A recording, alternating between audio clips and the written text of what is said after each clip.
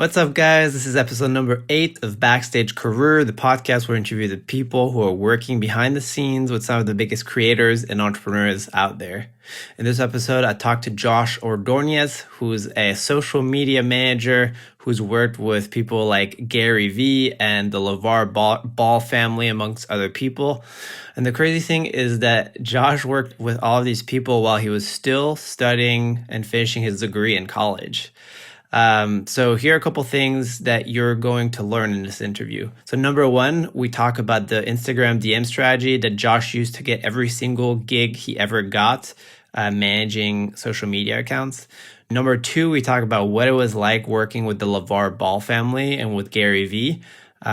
We talk about how he took a summer off to go to the Hudson Yards offices, and it was a whole experience. Number three, we talk about more social media tactical stuff. So we talk about how he grew GaryVee's Empathy Wine social media accounts, the difference between working on a small business account versus a big brand or personal brand. And finally, we talk about why he decided to start his own agency last year and what the economics of that look like. This was an amazing interview. I had a lot of fun talking to Josh. I included the timestamps in the description below so you can skip to the section that interests you most. I really hope you enjoy. Let's dive in. So I guess how do you get into social media? I know everyone has kind of like a different story, but at what point did you start working with businesses and influencers? And is that around the time you started with social media, or did you have your own thing going on before? Yeah, so my whole social media journey started because I went to university, and I was trying to figure out what my major should be, and I first picked engineering because that's what my dad did. And 1 week into an engineering student, I hated it so much. So I changed my major, I believe, like 4 times within like a few weeks of my first few weeks of being a college student, right? And then I finally changed it to marketing. And by the time I changed it to marketing, there was like no classes left over. Like I was just like super late. So I had to be like part-time my first semester of college because I just kept changing, right? And so I stuck with marketing. I kind of liked it. And I was like, okay, let's how could I get experience as a marketing major, right? And so I was like super eager trying to find just anything marketing related, so like I could get experience. And so one day I go to my marketing professor after class, and I'm like, hey, professor, like, what do you see up and coming and up and rising in like the marketing realm? And he was like, well, I think social media is going to be a big play for just marketing as a whole. And he was like, for example, he's like, my business, and my marketing professor, he has like a custom kayak business. He's like, my business, like I would love if we had social media. Like our social media game is lacking, right? And so I was like, could I do your social media? Like I think my Instagram's doing like decent. Like, could I run your social media? And he was like, sure, why not? And so from there, we kind of just put our heads together and built like a social media plan for my marketing professor's business, right? And what happened was I was working with my marketing professor, and then I come home one day and my dad is on the phone with someone, and my dad is like, hey, like, are you going to LeVar's mansion now? And he was talking to the Ball family. Do you know who the Ball family is? Lonzo, LeVar? Yeah. So he was talking to them, and I was like, Dad, like, who were you just talking to? And he was like, son, we have a content gig. So my dad, he's a computer software engineer, but on the side, he has a passion for making content, like high produced green screens. Oh, wow. Sound. Does he have like a YouTube channel or something? Or no. So he basically started because my church, they had like a bunch of conferences like around the state, and they were like, hey, you do computers, do you think you could figure out the audio and like visual for our whole conference so we could like broadcast it and like have it like on every screen around the church and everything? So my dad was like, yeah, sure. So he started that like 25 years ago or something like that, something crazy, like from nothing. Yeah. And then he just literally figured out how to produce a whole conference, right? He bought all the equipment and et cetera, right? So he has a passion for that on the side. He does it all pretty much for free.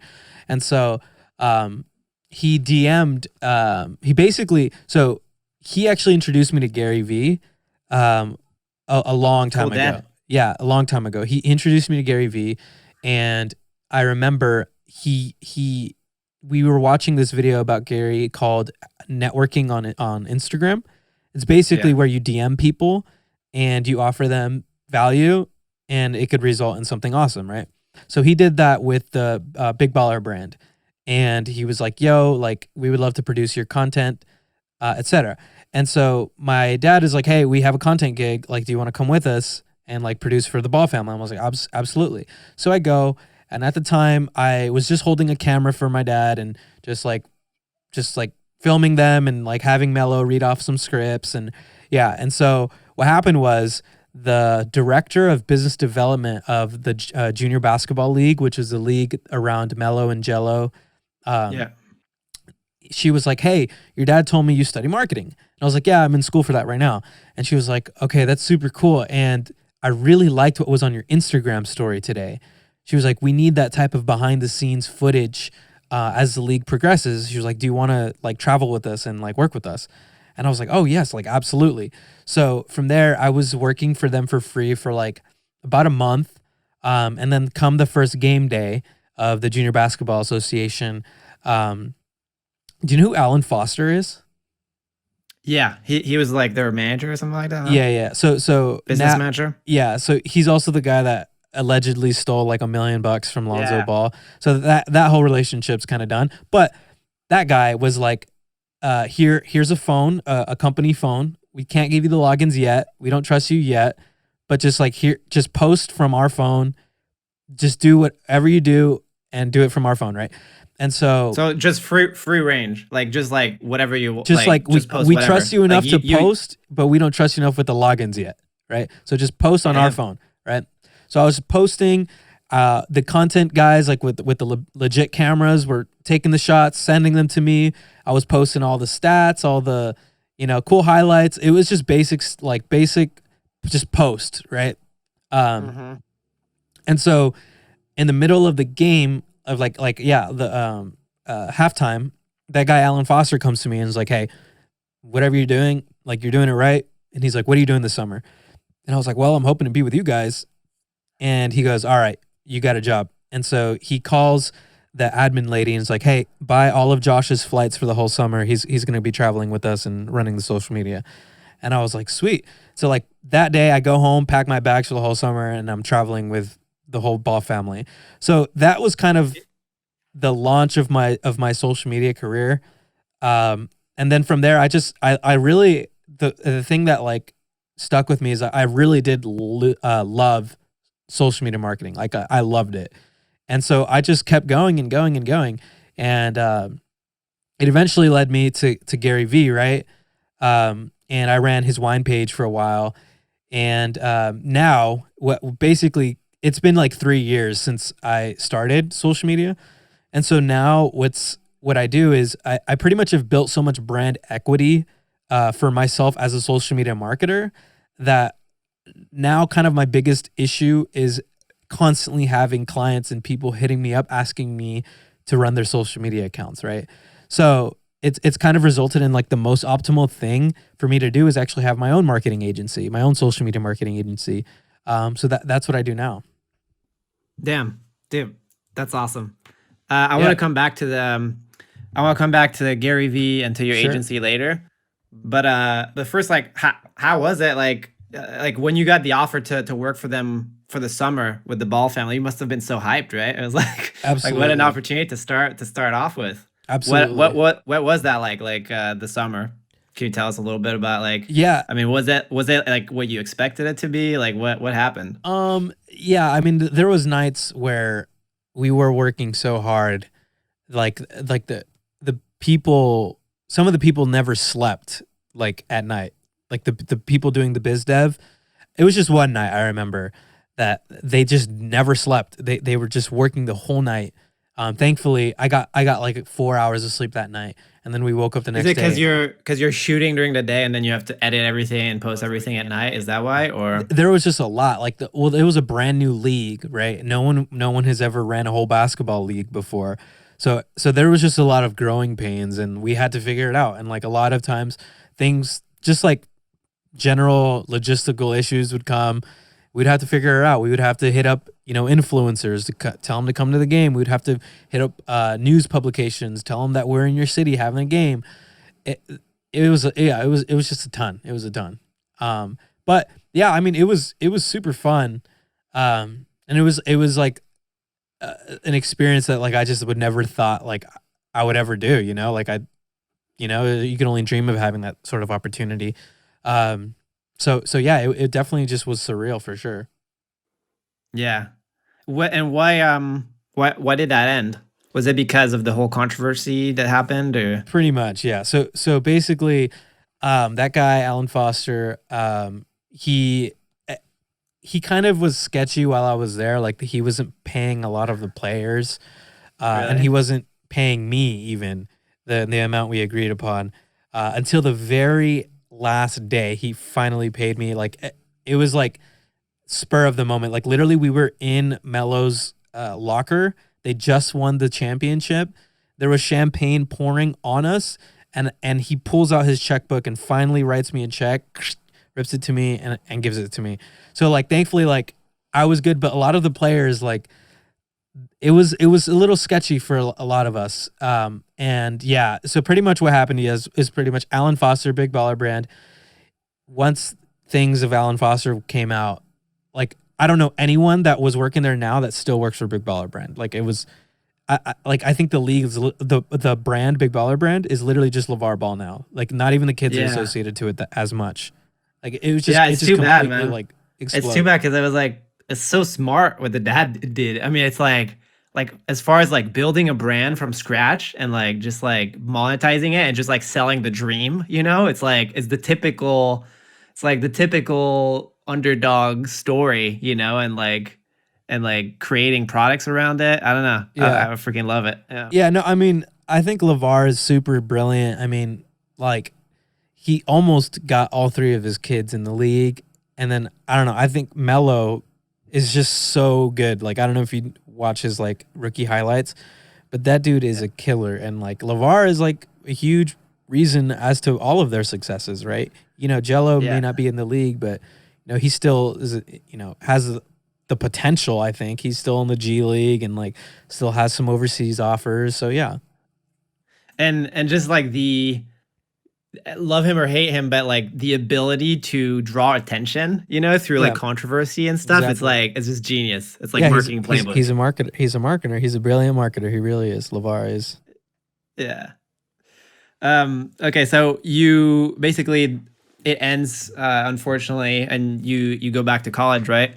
What Yeah, like where like what was it like? I mean, you had this huge experience during the summer, right? And now you're back at school. Like, what was your next gig? Like, I know you had a couple more gigs like in college, and yeah. yeah. So I was at yeah. I actually I never like took a break from college. I was always taking classes. What was really funny is I remember telling my accountant major. I was like, or my accountant professor. I was like, Mm-hmm. hey, I can't come to any more classes. Like I accepted like a summer internship with LeVar Ball, the Big Baller Brand, right? And she was like, "Is that the guy who goes on ESPN and yells?" And I was like, "Yes." And she was like, "You're really gonna choose to do that? What? You're gonna go like work with him versus focusing on school?" Like, she's like, "That's not a very smart plan." Like, she's like, "You should The fuck? just stick to school, focus, graduate, etc." Because at the time I also got a full-time offer with Big Baller Brand, and that would have actually required to essentially take like a break uh, Yeah. from college because it would have entailed international travel, right? And so my accountant professor was like what? Like the VAR? Are you serious? Like that is not the smart decision. Anyways, so yeah, after I got home from traveling with Big Baller Brand, I I was just super eager to get any more social media marketing experience. Now it was more so like marketing experience. What could I do marketing to like social media marketing experience, right? So from there, I was running some food accounts for this. I don't know if you heard of After's Ice Cream. Yeah, check them out. Yeah. Yeah, from So your bio. Yeah. yeah, so they like they're a cool ice cream brand. They've done collabs with like Rick and Morty, Hello Kitty, SpongeBob. They're the brand that gets invited to Coachella, basically. So like cool hip marketing. So Yeah. I was like, this ice cream brand's super cool. So I was basically running a couple more pages for the founder of this ice cream brand. I had an international Wait. client. Sorry. So how do you get in touch? So like, let's say, because like what I'm fascinated by is that you were in high school during all this time, right? So like, No, let's say someone college. is in college. My Yeah. bad. Let's say someone's in college right now and they want to do exactly what you're doing. Like just work with like either LeVar, on the higher end, or even just like a local business. Like Yeah. how do you reach out to these people? So pretty much everyone I've worked with was the initial contact was through Instagram DM, right? Yeah. So with this foodie guy, right? What I did was I listened to every podcast that I could find, and like I listened to see like if I could even help him, like where are potential holes in his business. And I was like, okay, maybe social media could, like, he has a ton of like different restaurants, like maybe I could run a couple of them or whatever. And so yeah, I pretty much what I did was I DM'd him. I said, hey, I would love to come take some photos for your food, for free. I know you just opened a new restaurant in my city, right? I would love to come during media day. Like it was just like the like most organic type of arrangement, right? He didn't have to go way too out of his way to meet me. He was already there. He just had to, tell the guys to hook me up with some free food, to take some food photography for them, right? So that kind of started it. And then like the next thing he knows, he was like, "Oh, I have this international client in Qatar. They're like next to Dubai, right? They need their social media ran. Like, do you want to help me with this project? We partner up with this project." And I was like, "Absolutely, right?" So in total, I was running like three pages for him at one point. And just being in his network now led me to the next one. And that was because I knew this guy, Andy, talking to the next one, which is Kixerdamus. He's a professional shoe designer for NBA players. That was super organic too, right? Like I was already running pages for his friend. And it really is just being like, I guess, resourceful and like, I guess offering value first and like figuring out how you'll be compensated or rewarded later. Because like at the end of the day, like if you do something good for someone, like you're in the good regardless if you ever get repaid, right? So Yep. Even with this guy Andy, right? I did a bunch of free food shots for him before anything. And it led to trust and it led to actual paid contracts, right? So yeah, that's what I would suggest. And I think there's this really negative thing of people saying like, "Oh, never work for free. Don't do anything for free. Like Yeah. you need a value. Know your worth, man. Know your worth." And I'm like, bro, like, what are you worth if you don't know anything? Or what are you worth if you don't have a skill set built yet? Like, what are you worth if you if you don't have confidence in a specific skill set yet? You know what I mean? Yeah. Yeah. So the formula really is DM. It seems like you had a little bit of experience at first, right? I think if you're like completely clueless, like I think it's sometimes more of a burden than not, right? So like try to build a skill set before, like at least a minimum. Yeah, DM yeah. and then offer free work up front and be like, hey, like I really want to help you, and like just be like specific. Don't let it be a mystery, right? Be like, I can do X, Y, and Z for you on X date at Y location. Like, Right, are you right. down? Yeah, that's another thing too. Be specific. Because like if you don't even know what you want, then like how are they gonna figure that out for you? You know? Yeah, totally. Yeah. And so Kickstradamus, Mhm. that was also in college, right? Yes. All of Yeah. this was still in college. Yeah. It's curious, like why stay in college? Like you're doing pretty good, right? I'm guessing they started paying you towards the end, Yeah. right? Yeah. So Like why insist on finishing college? so it's funny. Like when I started working with Big Baller Brand, I had a lot of people start telling me like, "Bro, like why are you in college? Like just drop out. Like go do your thing, right?" I honestly I liked college. Even when I was working with Gary, like I had like 2 summer classes. Like I liked it because I originally started college because I wanted to prove to myself that I could be academically smart if I wanted to, right? Uh-huh. So in high school, I the same thing. Like they were like, okay, the semesters that matter are sophomore and junior year in high school, right? Because that's the semesters people care about, right? So like freshman in senior year, I did terrible because I was like, what's the incentive to do good? But Yeah. sophomore and junior, I got like a 3.8 GPA, right? And it was the same thing. I was like, okay, I just graduated high school. Can I be academically smart and actually get a degree? And so I went to college and that was the thing I was proving myself. Can I be academically smart if I choose to be, right? And Yeah. sure enough, yeah, the answer was yes. And so it was more so I started a journey and I wanted to finish that journey regardless of if, whatever came up, good or bad, I respect that. Yeah. Yeah, totally. Just proving it to yourself. And Love it. and yeah, and my dad too. My dad is super hard to impress. Um, honestly, even it's funny, like even graduating college like that was not as impressive as like all the social media stuff that I do. So like it was kind of funny. It ended up that way. Yeah. Yeah. Um, so Gary, Mhm. that was still in college as well, right? Yes, yeah. Yeah. So how did you connect with Gary and how did you end up getting a job? Yeah. So I was working with Kixerdamus running his social media and Gary goes live on Instagram one day, I believe for his birthday, and he's like pounding empathy wines live, and he's calling people who purchase empathy wines, and just bringing them on the show and just chatting, right? So I was like, what the heck? I like Gary's doing all this for people who buy his wine. That's so cool. He must really care about this project, right? I think I was on that live stream. It Really? was wild. It was Yeah. crazy. Yeah. Yeah. So, um, what happens is in the live stream, Gary goes, "Yeah, me and my co-owner Nate, like we love this, blah blah blah, right?"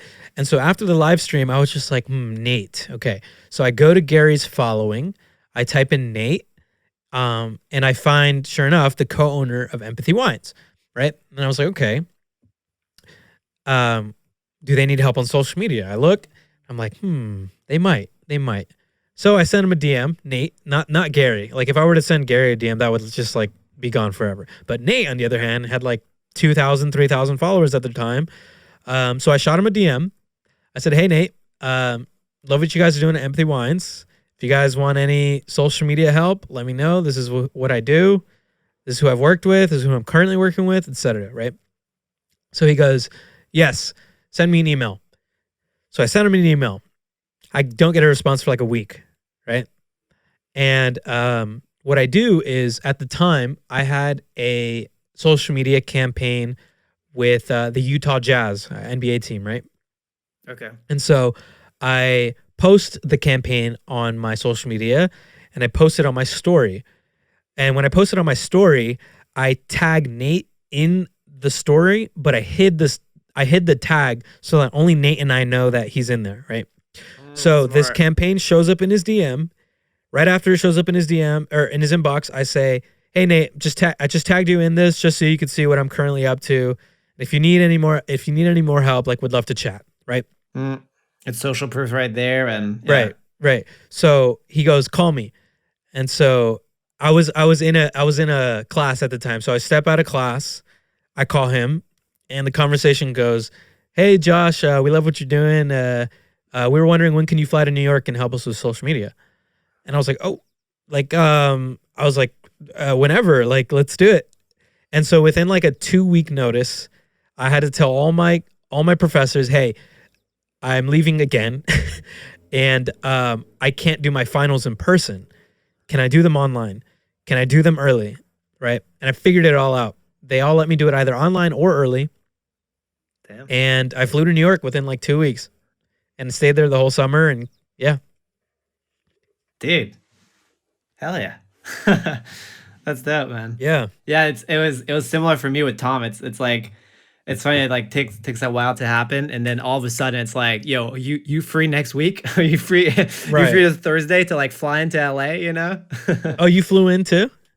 Yeah, From where? yeah. It was literally I from I was in the Bay Area Okay, at the time. awesome. I was starting at Berkeley, and it was like a third. I remember it was like a Thursday. I had like a marketing class as well, or I think it was a communications class, and I was like, I didn't even tell the teacher. I mean, it was kind of lax as far as attendance. I was just like, Mhm. booked a flight for the afternoon, and it was so surreal, you know, like pulling up to the Uber Tom's house and That's just be awesome. like, whoa,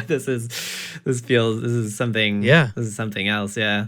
yeah. Yeah, man. So what was that moment for you, like New York, like pulling up? I mean, like taking a flight from like Riverside to New York.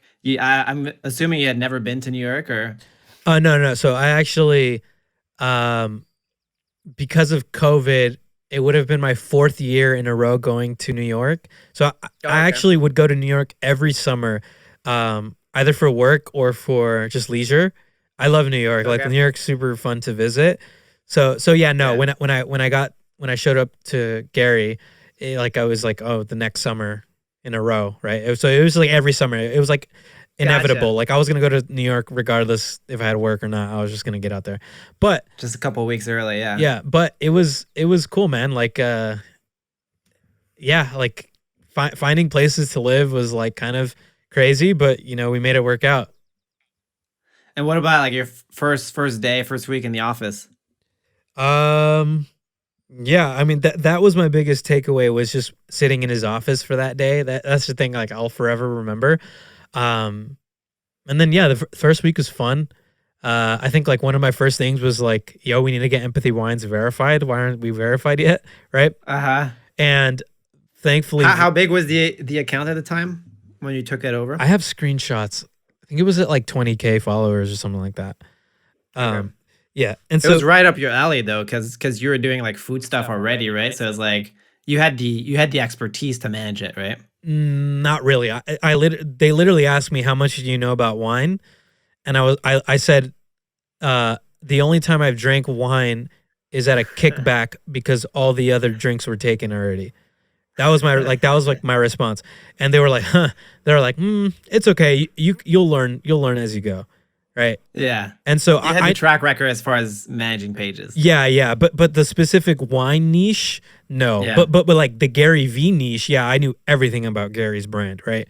So Yeah. that part did help, but then like the wine part, yeah, I just had to learn, and sure enough, I did. And like even to this day, like I don't even know fully how to open a wine bottle, and like there would be times where I would go to like influencer events, and I would bring wine, right? I would bring all the wine and I would Yeah. bring the wine opener, and they were like, "All right, Josh, like let's pour us some wine." And I'll be like, "Okay, here we go." And I'll like try. Sometimes I'll make it work, and sometimes I'm like, "All right, look, I don't know how to open a wine bottle." And everyone's just like, "What? Like you work with Gary? You run You're his the page? wine guy, bro. You don't know how to you don't know how to open a wine bottle?" So yeah. You need one of those automatic like corkscrew openers where you just press a button and it pulls the cork out. Well, yeah, I had to use the Empathy Wine logo cork one. So Oh, yeah. gotcha. I'm super curious, like how different was it managing like because I mean I've managed pages like I mean like Tom's page, right? Where it's like an influencer page. But I know that like a business like Empathy Wines, it's like the strategy is totally different Right. than like managing an influencer. So like can you talk about a little bit about that and how it was for you? Like Pretty much the difference between like a personal brand and a business is if there's a sale involved, right? So Mhm. Tom Bilyeu's not going to be selling anything on his pages, right? Yeah. But Empathy Wines, that's one of our biggest things. We need to sell wine. So pretty much that pretty much is the biggest difference. And a lot of times when you're having conversations with people on the DM, you need to be conscious of that you're a brand, right? And that at the end of the day, like if you make a sale and if you can make a connection and a relationship with someone over Instagram, that could result to like a long-term connection and a long-term customer, quite frankly, right? So Mhm. like one of the strategies that we did, and it actually worked really well, was sales via Instagram DM. So my strategy was, um, when Gary would post about empathy wines, first of all, empathy wines needs to be like in there right away. So we would turn on post notifications for Gary, right? And then right when he posts, empathy wines needs to be in there, saying something clever, saying something that complements the post. Uh, basically, I call it top comment hacking, right? And it wasn't something that we did only with Gary. I did it with like a bunch of influencers within kind of the wine niche. Um, so basically, right when whoever posts, you need to be in there saying something, and then sure enough, because a lot of the followers that followed empathy also followed Gary, a lot of people saw it and they would like the posts or they would like the comment.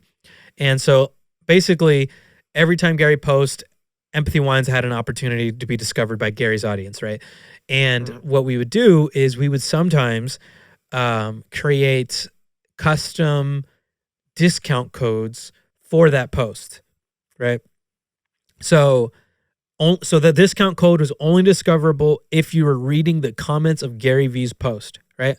So it's like an exclusive, yeah. Yeah. So one day we did that, and it resulted in like over $6,000 of wine sales in like one day. Just smart because you can track it as well. Yeah, so you can on be like, Shopify. this one comment drew this much money. Yeah. Yeah. Well, on Shopify, we create the one discount code, and we just see how many people use it, and it was like over $6,000 in one day. It was awesome. Did you only do that on Gary's posts or on other influencers posts that aren't affiliated with you guys? Yeah, no, top comment hacking was on everyone, and then the top comment discount code was only on Gary's post, and like specific posts. It couldn't be any posts. Like we had to get it. We had to kind of strategize with the team. Like, okay, should we do a discount code on this post? Should we not do a discount code? Like, all right, let's do a discount code, and boom. Like a lot of times it would hit off. And what else? What are other things that are unique about like a business account like Empathy? Yeah, I mean versus influencers. Yeah, I mean you have to speak with a we, right? You're not an I. You're a we. You're a a brand as a whole.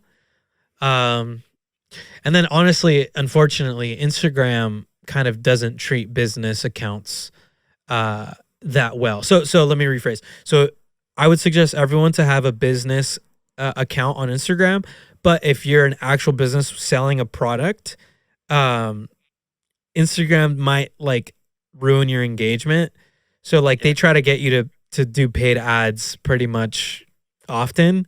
But with Empathy, for example, we had a lot of opportunities to pretty much culture hack, right? So if I could go right now and I could show you. So basically, like all the top posts aren't photos of wine. They're a way to like draw in culture while also using wine as a subcategory. So it's like, yeah. So like, for example, like nowadays, like NFT is kind of popping. You would do something like relating wine to NFT. Is that what you're talking about?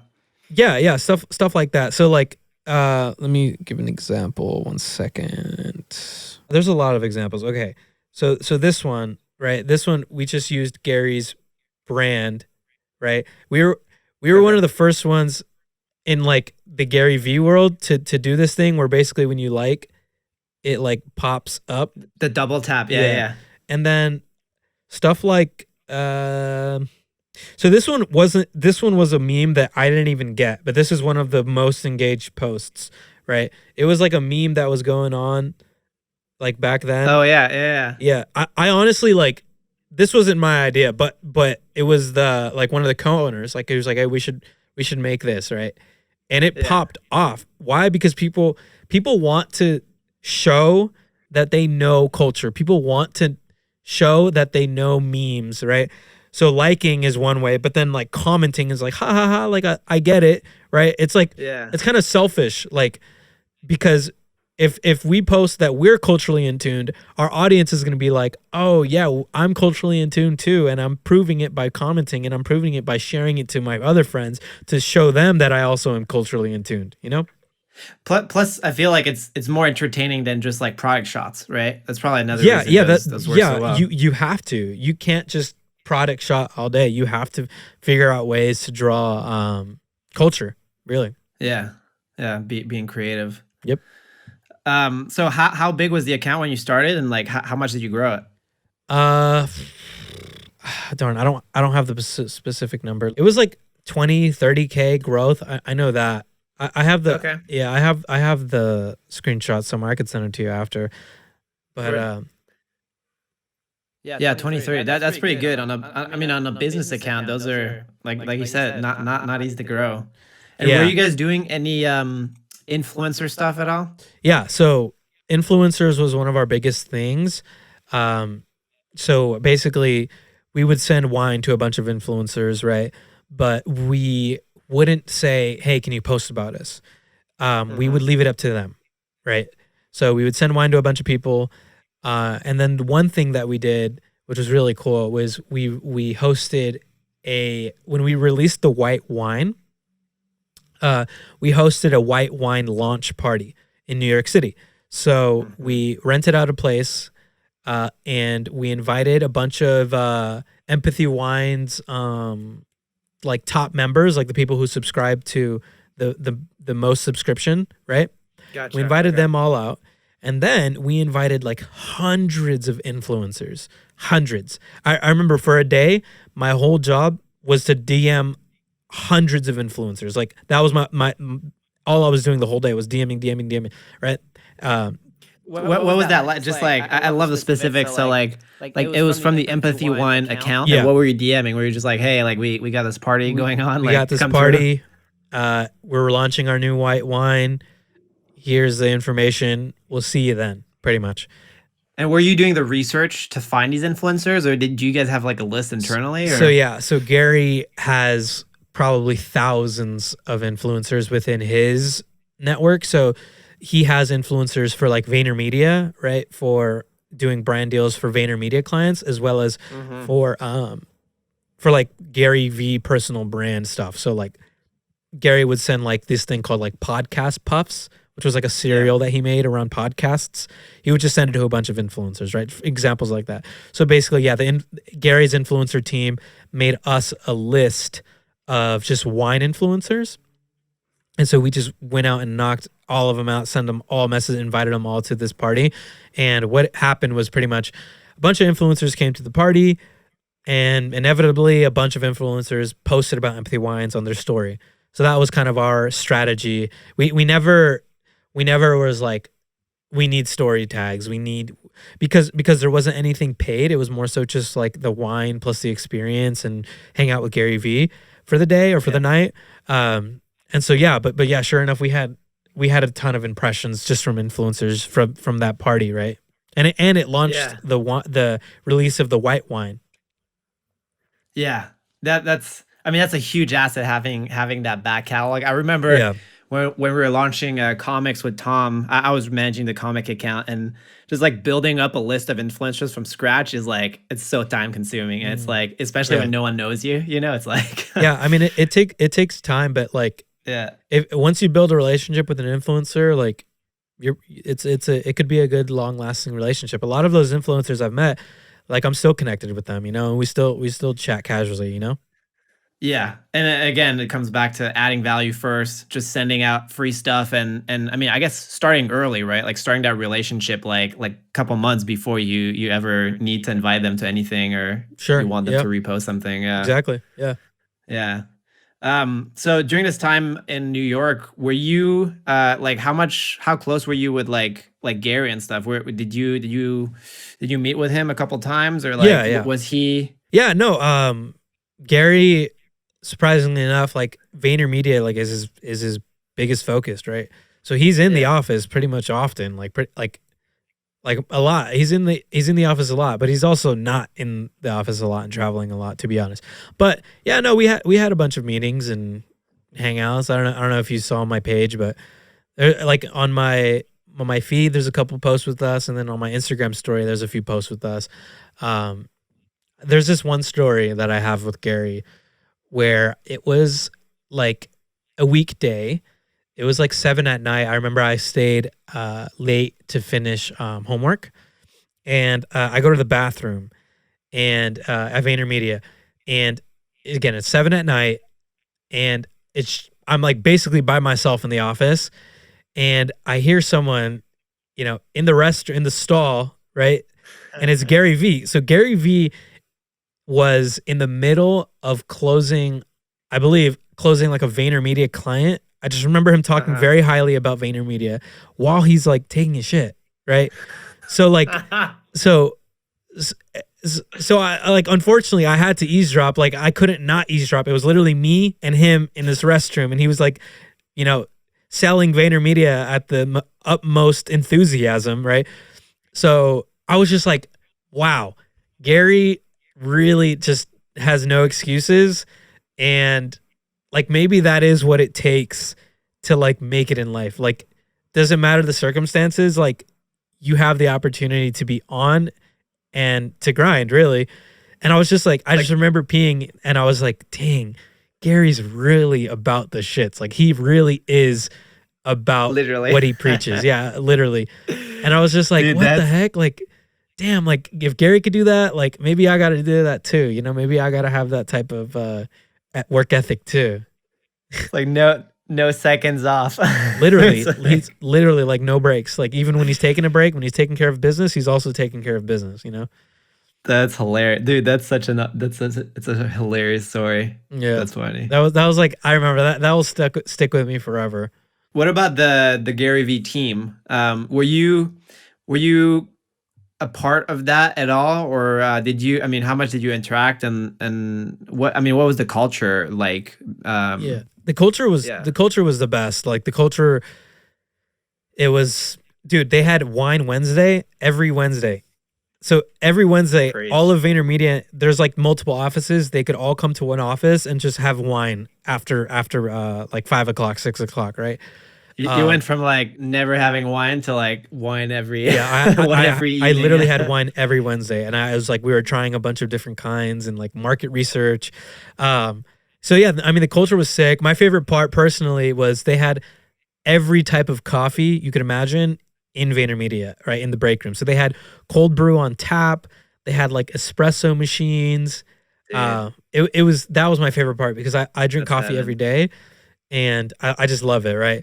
And then like with the GaryVee team, it was like Gary's office, Team GaryVee, and then Empathy Wines was like right there. And then like some Vayner Talent, Vayner Sports was all right there too. So we were all kind of close.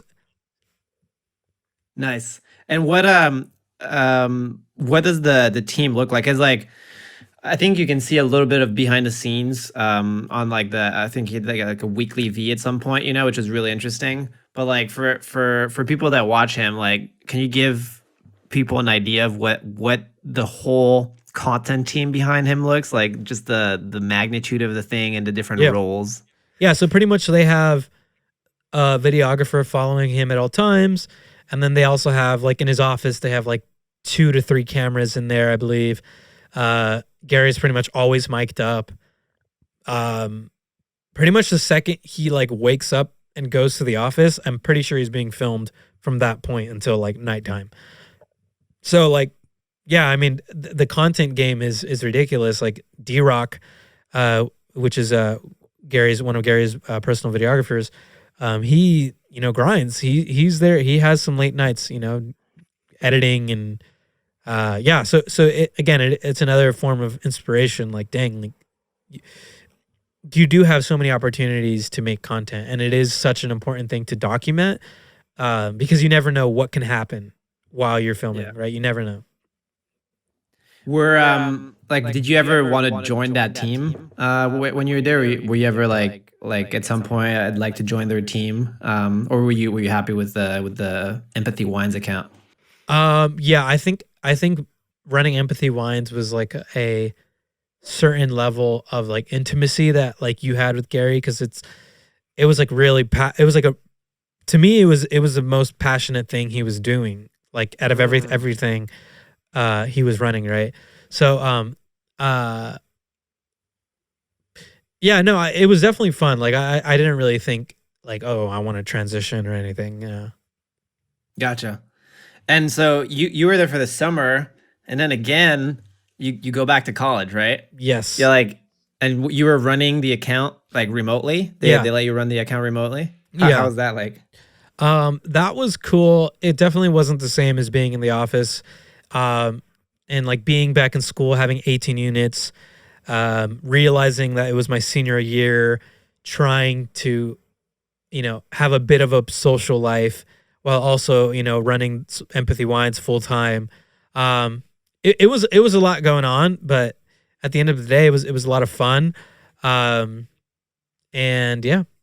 So right now you're not managing that account anymore. So like Mhm. what point did Yeah. you did you leave? Yeah, so basically, I was an independent contractor for Empathy Wines the whole time. So Okay.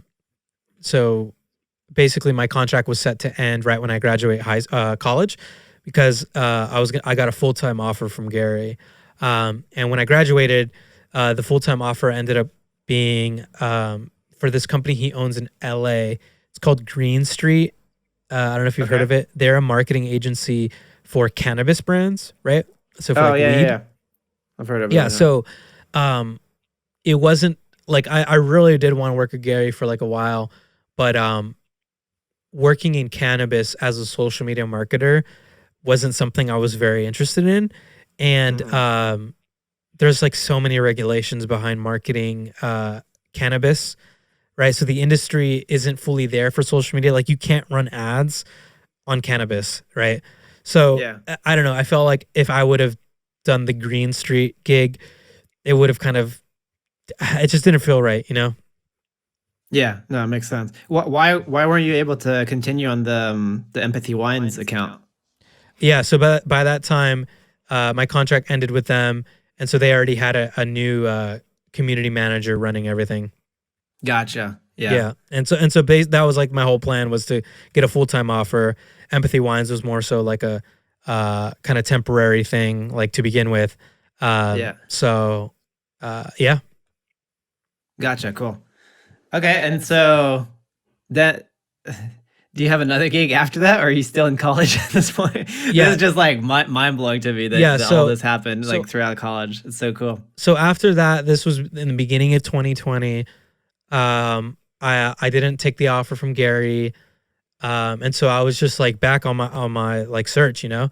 So actually, quickly right after that, this was like January. I got the Green Street offer, and then after that, I was in talks with, you know who Marshmallow is, the DJ. Yeah, yeah, Yeah, so I was in talks with his music management team to come on their team oh, to yeah, do, marketing for. So they at the time they managed Marshmallow, Roddy Rich, if you know who that is, yeah, some other big hip hop, EDM like rave artists, right? yeah. And so that was a long hiring process. And what ended up happening was, right when COVID hit, my position got dropped. So it Oh literally, shit. yeah, COVID hit, and then I got an email the following Monday. I was like, "Hey, this position is no longer available, like Dude. due to the pandemic, right?" So actually, yeah, at that point, um, my mindset at that point was like, "All right, if this dream job, right, with Marshmallow got dropped, there's a global pandemic just started, right? I actually took like a 5 month break from anything social media related for a while, right? Okay. Mostly because like I was like, you know what? My priorities was, have an awesome career, become this awesome social media marketer. And then when COVID hit, I was like, you know what? I think my biggest goal right now is just to stay safe, keep my family safe, try to stay indoors as much as possible. Cause that's kind of how the media portrayed it. Like it was like super dangerous. Right. Yeah. And so I literally took like a 5 month break and just played Call of Duty every day, literally. Yeah. Like Call of Duty and like running every day. I would just go for a run and like try to avoid people. Um, Dude, that's life right there. yeah, and so I honestly I really do regret that time, because I like You partially do? I regret it because like now I wish I could have just kept, marketing something. Yeah. And that's kind of what ended up happening was I took like a 5 month break and I didn't really have any intention to like get back into social media marketing until it felt right, until like COVID was gone, until it was safe enough, right? Whatever. Yeah. Because like a lot of what I did was like a lot of traveling. Yeah. And then what ended up happening was I got a phone call from a client that was like, hey, we see you do social media. Like, do you want to help us with our social media? And I was like, it's been like a few months off, but sure. So I got back in the game kind of because as out of a request of a client, right?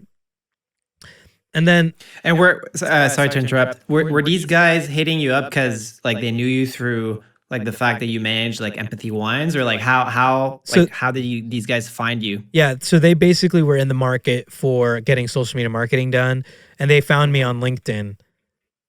Okay, so they saw that you had like empathy wines on there, and they saw that I do social media marketing. They called, and and so basically with like one client, right, I was doing all their marketing, doing all their ads, influencer marketing, and I was like, wait a minute, if I can take on multiple clients at a time, like this is like kind of the most optimal thing, because after, like, honestly, the whole issue of like clients hitting me up, that was something that happened even before I was with Gary. Like, people were always asking me to do their social media, and I was just like, no, like I'm gonna just do one big famous client at a time, right? And no, the most optimal thing was not saying no to any opportunity and saying yes to all opportunities and helping as many people as I can, Yeah, so that's pretty much what I do now. Like, I have my own marketing agency, and the clients are doing well, How many clients are you managing right now? Yeah, so right now I have 2 clients. Next week I most likely going to close a 3rd client. It's cool because the people, it's kind of reverse now. Like it's now, I don't look for them in a sense. Like they kind of look for me. And that means that they really are trying to grow their social media, and they really are, care about social media. And, that's where I come in. And are you doing full management of their pages, or is it like strategy? Yeah, so I do content creation, content strategy. I do community management. I do all the top comment hacking and what's it called? Some of the strategies I mentioned in the past. I run all their ads, and I do other influencer marketing. It's pretty much, to me, it's everything under the sun of social media marketing that's needed. So like, I don't do any other type of marketing, and I kind of just stick to social media, and it's my favorite thing to do, really. Yeah, it's you made a good point about like the fact that clients are reaching out to you, so it's like really a good fit because they're looking for someone for social. Because like I feel like a lot of businesses aren't like they're not patient enough to like build that brand, and like because there's no like social media, you don't see the immediate results unless you have like those coupon codes you were talking about, right? So that's pretty interesting, yeah. As far as I'm curious about the comment hacking. I've like on Tom's account, it was like sort of like a different strategy, right? Because like when you have an account that's that big, like I think we were leveraging more of like just like getting that high engagement rate to like just like have the content pop in the Explore and stuff. But like, yeah, can you talk a little more about that and like how it's working for businesses and like how you guys are tracking as far as like the results of that? Yeah, so it's pretty much you kind of reverse engineer whatever the post, whoever it is. So for example, with like Tom Bilyeu's account, right? So Tom Bilyeu's an entrepreneur, right? What would benefit his personal brand would probably be some more podcast listeners, right? Of course, there's more engagement. So with like Tom Bilyeu, for example, you would follow like GaryVee, Grant Cardone, pretty much any influencer that is like entrepreneurial related. And yeah, every time they post, you comment, and you could kind of break it down to like a science, which is, you have to be clever. You have to be, complimenting. You can't be controversial because it backlashes. So I've had top comments pop off. I remember with Kixerdamus, I had a top comment pop off, but I was kind of roasting James Harden. You know who James Harden is? Yeah, on his account. And the top comment was like lit, but then all of James Harden fans start DMing us like, bro, like, are you serious? Like, why are you hating on us? Like F you, like delete that shit, like whatever. Yeah. And it's basically, it's not like, it's not arbitrary, like just top comment on everything. No, it's more so whose audience do you want to tap into organically for free, right? So it's just another form of discoverability, because people read the comments. If you go on any influencer's post, you're gonna see a top comment, right? And even better, it's better now because you can pin up to 3 comments on a post, right? So if you comment on Gary Vee's post and he loves your comment so much, he could pin your post. So now it's like you could get top comment, by merit, by the likes of people actually liking it, or you could get top comment by the person themselves pinning it on their post. Yeah. The pin is a game changer for IG comments for sure. Yeah, and it's also, it's another way to represent culture. I don't know if you use a lot of TikTok, but on TikTok, all those top comments too are ridiculous, right? If you get one top comment, you're going to be seen by like 40,000 people, right? It's just another form of discoverability. So with these smaller accounts, are you like, do you have post notifications on just like the relevant, like, I think you have like one construction account, like a construction team or something like that, like the Buildsters. Like, are you following, you basically have post notifications on other accounts that are like big in construction niche, niche, right? And like throughout the day, you're just like first to answer, like, you just reply right away. Yeah. And it's more so a thing to have. It's not like, okay, today we are top comment hacking all day. No, it's more so, let's follow all these people that we want to tap into. And when they post, and if we are available, then let's top comment hack, right? You might as well. We're already on our phone. So with like an account like that, it just depends. So with the Buildsters, we were doing entrepreneurial accounts as well, because that was part of what they were trying to achieve, was getting entrepreneurs who wanted to get into the construction space. Yeah. Okay, cool. And I'm curious about the economics as well, as far as like an agency. If you don't mind sharing, like how much are you charging like for a service like that? Like just for like one company? Yeah. So and also, are they paying you on like results, or is it just like a retainer fee with like a certain level of agreements? Yeah. I'm just curious personally as well, because at some point, I might open my own agency as well. Sure. So the way I do it is I make sure I could help them first. So I create a full social media blueprint / consultation that I say, look, this is your social media. This is what you need to be doing. And like, I don't pull back. I don't, what's it called? Hold back anything. Right. So the way I do it is I say, you need to do all this stuff. Here's why you need to do it. And you could go do it yourself if you want to. I literally could email you this entire consultation afterwards, and you could go do it yourself. Right. So I do that first. They see the value in actually optimizing social media accounts and marketing it the right way, and building a community. And they always like, okay, we want you to run it. Like, we don't want to do it. That's way too much work. Like, we want you and your agency to run it, right? And again, it depends on what they need, right? So if it's like full-fledged, I personally charge $4,000 to $5,000 a month, right? But if they just want, like right now, I have a coffee shop in San Diego, and they just want a full week of me teaching them everything, right? That one, it's the same thing too. It's case by case. That one, right? They were like, we can't afford like the full price. Like, can we just do a week for like $1,000? And I was like, absolutely. Like if at the end of the consultation, I give you guys the keys to the kingdom of like how to market social media, and you guys actually go apply it, like that's perfect, because you will be in a better place. Your business will be in a better place. Your social media will be in a better place. Your community will have a connection to you. So it varies. It definitely varies. Like, and there's also times where I break down everything that you need to be doing on social media. And sometimes clients have certain sectors already filled out, right? So then like you have to kind of like prorate certain things out, like, oh, we just want Instagram Reels, or, oh, we just want ads, right? So it really varies. But those are like kind of some frames of references. Gotcha. Okay.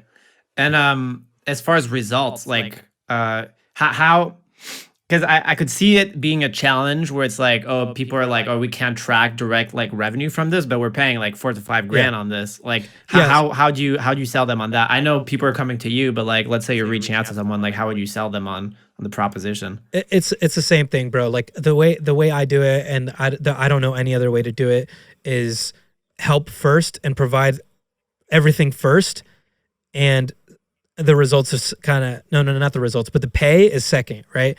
So Yeah. like getting your cut will happen if you're doing your best, right? If you're driving results. So for like right now, I have a client in Los Angeles. They're a vegan restaurant, right? So what their KPIs have been is engagement, followers, and surprisingly enough, ever since I've been running their social media accounts, they've been having their record weeks, right? They're getting Nice. record weeks in the doors because my ads that I'm running for them are like so specific. There's like literally within 15 miles of the restaurant. They're, vegan lovers, they're in LA. They have everything, every ad that we send is like our ideal customer, right? So sure enough, and like the engagement, so I run it for like an engagement post, right? Objective. So on Facebook ads, there's a post, there's certain objectives. And so I run like an engagement one for this specific example, right? So I'm trying to get more people to engage with our posts, right? Yeah. And it's like 3 cents per vegan LA 15 miles person. It's like 2 to 3 cents, like, and you could optimize it. Nothing. So it's like, bro, like it's nothing. Yeah. So we're spending like multiple thousands of dollars on ads because they perform well, the engagement's out the roof, the response is out the roof, and yeah, they do notice an influx of people coming in. Like it's been gradual, but they have had their record weeks, and every time I call in now the restaurant to just check up on how they're doing, they're always like, dude, we're slammed. Dude, that must feel good. It's the best feeling ever. It's the best feeling ever when a client's happy. That's the best feeling ever. Especially in these times, right, where it's like a little harder for these businesses, like you really can have an impact on, Exactly. on the bottom line. Yeah. So yeah, it's another thing. Like it's social media to me, like no longer is just a means to an end, like a paycheck. It really is something that is helpful and like useful. So that's why a lot of times my sales funnel, it never is like, hey, let's get you in my sales funnel and like let's close you. It's more so, hey, can you help me with social media? My answer is yes, I can. Here's a full consultation. Do it yourself or pay me to do it. And it's never like, I won't do it unless you pay me. No, it's like, this is what you need to be doing, right? Go do it. Either you go do it or you need me to do it because it's helpful. You already see how it's going to be helpful. I love it, man. And how much time does it take? Like, because like, I mean, you're comment hacking, you're running ads, you're doing creatives, you're probably doing some stories as well. Yeah. Like, how much time does all of this take? Because right now you have 3 accounts, right? Like, I mean, I know when like managing a big account like Tom, or for you, like Empathy Wine, like for me, it was a full-time job, like on the one account, right? So I'm curious, like, first of all, like how much time does that take for you now, and how do you plan? I'm guessing at some point you're planning on bringing on more people. So how do you plan to scale as well? Yeah. So literally I scale accordingly. So I have an intern right now. She does a lot of the community management aspect of the pages, as well as like with the vegan restaurant. I could do food photography myself, but I want the best results for the account. So I have like a dedicated food photographer taking all the content for me, right? Like I pay that guy. So it's really just scaling accordingly. Like, and how much time? Yeah, it takes time. Like I don't work full time. If anything, I work more. Like on the weekends, I'm not going to not post, right? I'm not going to not reply to people. I'm not going to not post stories because you have to optimize the reach for the page. You have to be active every day. So yeah, it's time consuming, but I think the one thing that I think has been able to get me to this point is actually loving what you do. Like I don't have to be like, damn, I'm spending way too much time. I want to be spending my time doing other stuff. No, this is the stuff I want to be spending time on, It's fun, man. It's a lot of fun. Absolutely. Cool. So I have just a couple more rapid fire questions that I put together. Sweet. So I had this question I thought of, but like, let's say you're giving advice to someone that's like in college, and I know we talked about this already, but I thought it would be a fun thought experiment to be like, hey, like, I want to work for LeBron, you know, or whoever it is, like a big name. Let's say I want to manage LeBron's account, but I have zero experience. Would you go about it? Like, what advice would you give to that kid that wants to manage LeBron's account? Um, LeBron's account with no experience. That's a huge leap right there. And the answer can be like, oh, you have to get like a couple local clients first, like get your bearings, you know. But okay, so do you know who Yes Theory is? Yeah. Okay, so have you seen Yes Theory's video that they made for this guy? His name's Ivan, who wanted a job with the 100 Thieves guy. Yeah, you've seen that, yeah? Yeah. So if you can make a video resume like that, that would be sick, because that shows that you have the creativity, right? So break it down for people who haven't seen that video. What does that look like? So it's funny. That guy Ivan and I are actually really close friends now. No way. Yeah. So Ivan, we connected on there, and like we've had like so many cool conversations. He actually, the coolest thing that Ivan did was Ivan brought me into a clubhouse with Mr. Beast as a speaker. It was sick, bro. Like, yeah. Oh, I saw that the other day. I was like, holy shit. Yeah. Yeah. So that was Ivan. Ivan actually got me in with Mr. Beast. It was awesome. So basically what Yes Theory did, and this whole 100 Thieves thing, was this guy Ivan, it's the same thing too. Like the core of how do I get experience? How do I you have to be hungry, bro. Like you have to want it. If you don't want it, you're not going to get it, right? Like people ask like, how do you get experience? It doesn't just magically happen. You have to be resourceful. You have to look, you have to like set it as a goal, right? And like sometimes people, I think, but if you are like, hey, I want to do this, you're on the right track. Just wanting to have the experience is like a good first step, right? But I would say go on YouTube, type in Yes Theory, 100 Thieves application. I believe that's what it's called, right? And it's this full awesome video. You know, it does have some production value behind it, but I talked to a person that like worked with Yes Theory, and I asked him how much does it take to like create this type of video, and it's possible with like $1,000, right? So, but even if you don't have $1,000, you can do it with your camera, with your iPhone camera, right?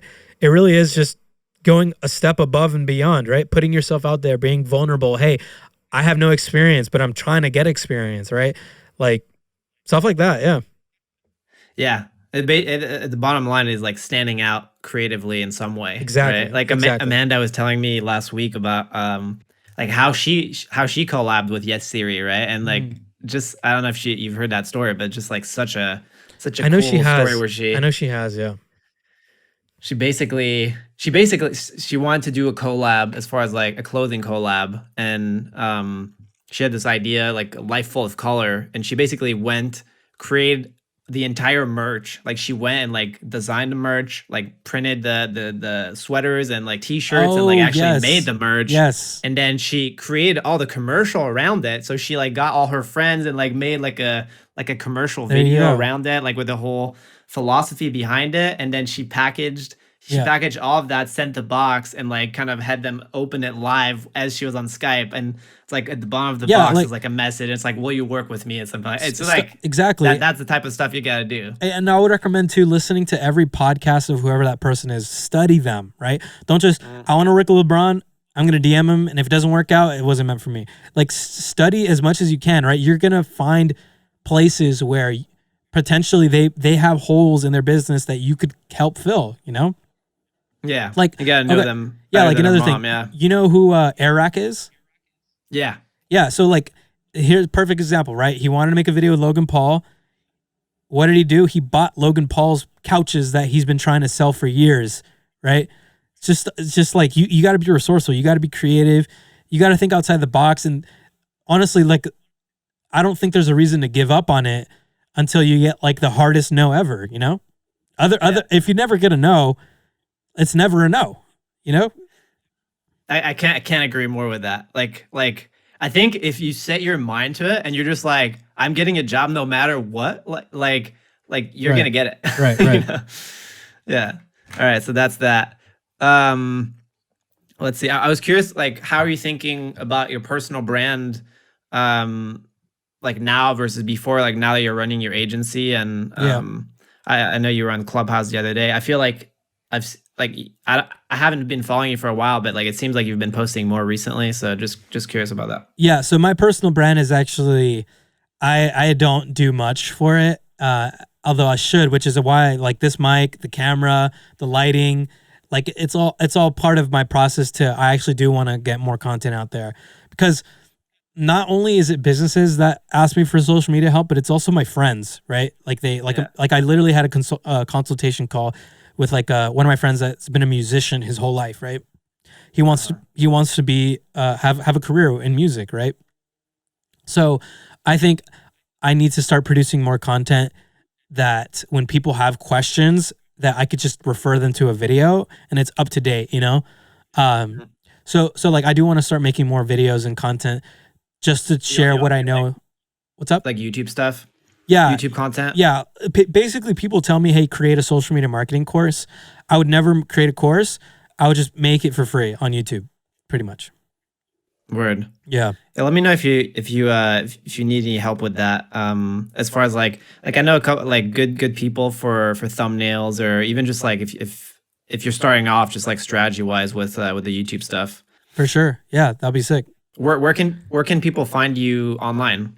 Just my Instagram would be the best place. So that's where I kind of maintenance my personal brand the most, even though it's not as much as I want to. But yeah, Instagram.com /Josh Ordonez. My @ is @ JOSHORDONEZ.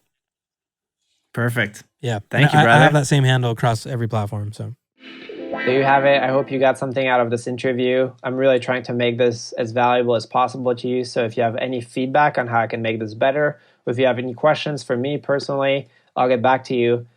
Reach out to me on Instagram. My handle is @JeremyJohnMary. You can also comment if you're watching on YouTube. You can just comment below. All right. Thanks for listening and have an epic week.